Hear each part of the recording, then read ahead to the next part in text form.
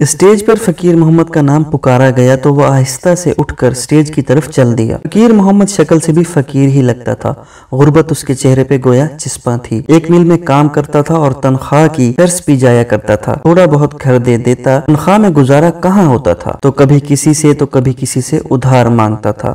اب تو لوگ ادھار بھی نہیں دیتے تھے۔ اس کے 2 بچے اور بیوی تھی، بیوی صابرہ تھی، جو بھی دے دیتا اسی میں گزارا کر لیتی۔ وہ اسٹیج کی طرف چلا تو لوگوں میں چہمگوئیاں شروع ہو گئی۔ ہر کسی کا یہی خیال تھا کہ یہ اس بار بھی انکار کر دے گا۔ یہ مل مالکان کی طرف سے ہر سال کسی ایک خوش نصیب ورکر کو حج پہ بھیجنے کی تقریب تھی، جس میں پچھلے 2 سال کی طرح اس سال بھی فقیر محمد کا نام ہی آیا تھا۔ پچھلے 2 سال حج پہ جانے کی بجائے فقیر محمد نے حج کے خرچ کے پیسے لے لیے تھے اور اس سال بھی اسی کا نام نکل آیا تھا۔ اس چرسی کے نصیب میں بلا اللہ کے گھر کی زیارت کہاں، یہ حاجی وحید حسن تھا جو اپنے کولیگز کو کہہ رہا تھا۔ حاجی وحید 6 ماہ پہلے عمرہ کر کے آیا تھا اور اب اپنے نام کے ساتھ حاجی بھی لکھتا تھا، حالانکہ حاجی صاحب وہاں جا کر آنے کو دل ہی نہیں کرتا کسی کا، اور یہ بدقسمت جانے کی بجائے پیسے لے لیتا ہے۔ یہ شیخ ایوب تھا جو حاجی وحید سے مخاطب تھا، یہ بھی عمرہ کر چکا تھا اور شاید جتانا چاہ رہا تھا کہ میں بھی حاجی ہوں۔ فقیر محمد اسٹیج پہ پہنچ چکا تھا۔ مل مالک شیخ عمر نے اسے مبارکباد دی اور کہا، بھائی فقیر محمد تیاری کر لو۔ فقیر محمد نے ایک نظر اپنے کولیگز پر ڈالی اور آہستہ سے بولا،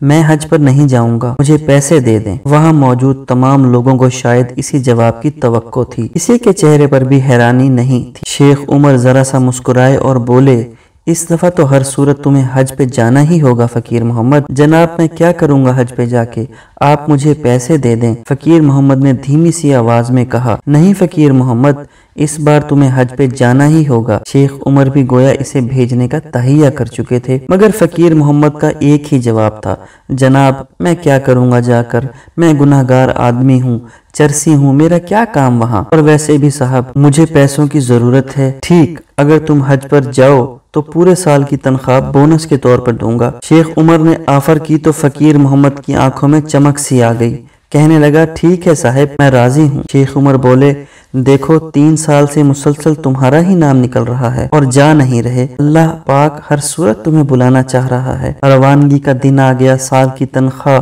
فقیر محمد لے چکا۔ گھر والوں اور جو 1-2 جاننے والے تھے ان سے مل کر فقیر محمد حج پہ روانہ ہو گیا۔ حج کیا، روزے رسول صلی اللہ علیہ وسلم پہ حاضری دی۔ حج مکمل کر کے 2 دن بعد فقیر محمد کی واپسی تھی، مگر آنے سے 1 دن پہلے ہی مکہ مکرمہ میں اس کا انتقال ہو گیا۔ اس کے گھر اطلاع دی گئی اور اس کی بیوی سے اجازت لے کر اس کو دنیا کے دوسرے بہترین قبرستان جنت المعلی مکہ میں دفن کر دیا گیا۔ جس نے سنا حیران ہوا کہ ایک چرسی کے ایسے نصیب، مگر کیسے، ایسا کیا عمل تھا اس کا؟ کچھ دن بعد مل مالک شیخ عمر فقیر محمد کی بیوی کے پاس تعزیت کے لیے گئے تو اس کی بیوی سے پوچھا، بہن ایسا کون سا عمل تھا اس کا کہ 3 سال مسلسل اسی کا نام نکلا، گیا تو دفن بھی وہیں ہوا؟ اس کی بیوی نے کہا، صاحب جی میں اور تو کچھ نہیں جانتی، مگر ایک عمل اس کا جانتی ہوں، شاید اسی کے سبب یہ رتبہ ملا ہو اسے۔ کہنے لگی، ہمارے محلے میں ایک جوان بیوہ ہے، اس کی 3 چھوٹی بچیاں ہیں۔ جب اس کا خامد فوت ہوا تو وہ بیچاری لوگوں کے گھروں میں کام کرنے لگی۔ وہ عزت دار عورت ہے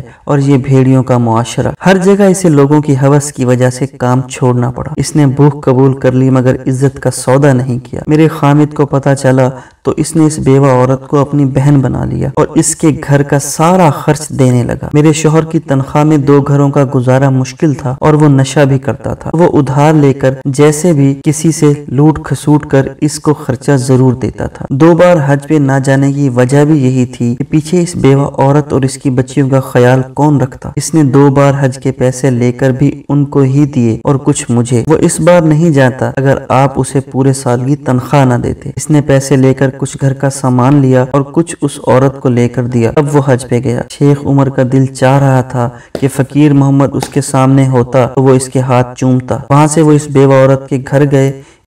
اس نے بتایا کہ لوگوں کی نظروں میں چرسی شرابی میرے اور میری بچیوں کے لیے فرشتہ تھا۔ کہنے لگی، وہ کہتا تھا، بہن میرے لیے دعا کر دیا کرو بس، اور میں اس کے لیے ایک ہی دعا کرتی تھی، یا اللہ میرے اس بھائی کو ایمان پہ موت دینا۔